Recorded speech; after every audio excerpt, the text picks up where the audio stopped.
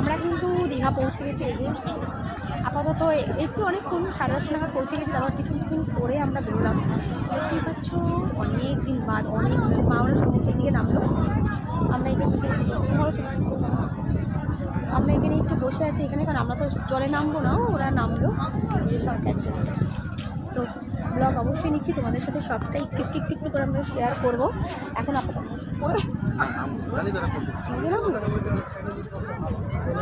মাটির মধ্যে বসলো, দেখো তুলো শোনো।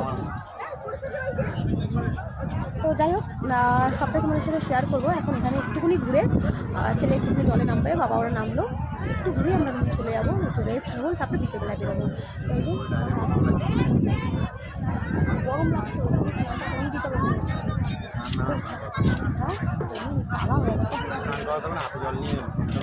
তো চলো পরে আসছি এবার আমরা।